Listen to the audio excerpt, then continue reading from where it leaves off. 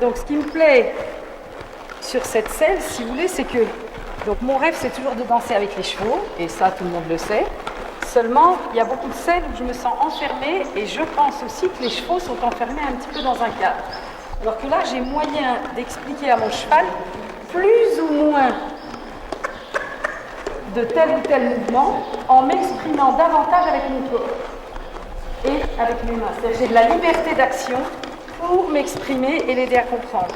Et je crois vraiment que ça, c'est l'équitation de l'avenir, c'est-à-dire de laisser le cheval comprendre le mouvement dans lequel il doit être et essayer d'affûter un dialogue permanent entre le corps du cavalier et le corps du cheval. Voilà.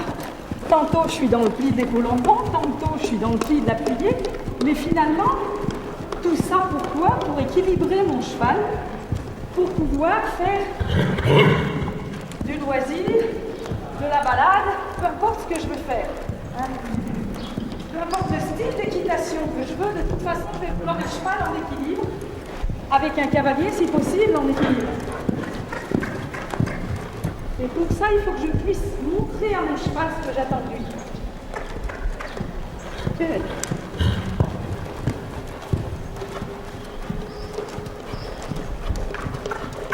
Donc raccourcir, augmenter, latéraliser plus ou moins les mouvements sont finalement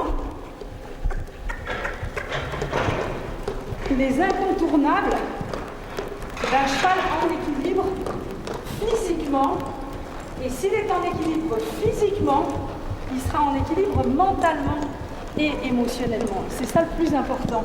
On veut un cheval en équilibre.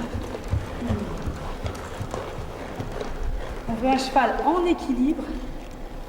On veut une communication avec son cheval. Je pense que tout le monde rêve d'un cheval avec lequel on peut communiquer ce qu'on a besoin de faire au moment où on a besoin de le faire.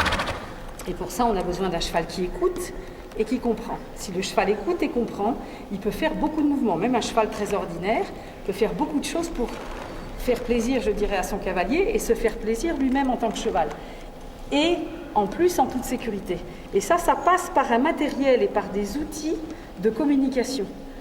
Et cette selle, Gaston Mercier, a l'avantage qu'on puisse bouger avec son cheval pour l'aider à comprendre la position dans laquelle on voudrait qu'il soit. On voudrait que le cheval puisse changer de position, puisse changer d'équilibre selon qu'il part en descente, qu'il monte, qu'il est sur le plat, qu'il est dans une carrière. Et donc on a besoin d'aider notre cheval à comprendre. Bien sûr, une fois que le cheval est dressé, on est là. Mais avant de pouvoir avoir un cheval dressé qui comprend nos petits doigts et uniquement notre dos et 2 grammes, on est obligé de le faire passer par tout un tas d'apprentissages qui sont beaucoup plus faciles à inculquer au cheval si on a un corps qui l'aide à comprendre. Si on veut que le cheval se mette dans une position, il faut que notre corps puisse accompagner ce qu'on demande. Et il faut se permettre de bouger. Pas de bouger pour bouger, mais de bouger pour aider le cheval à bouger. Sinon, les chevaux sont étriqués, se retiennent, ne sont pas bien en avant et ne sont pas bien en équilibre.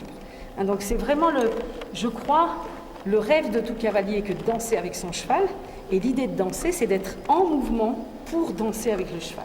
Jusqu'à ce qu'on tous les deux soient parfaitement en équilibre à la bonne place. Et à ce moment-là, c'est le rêve magique.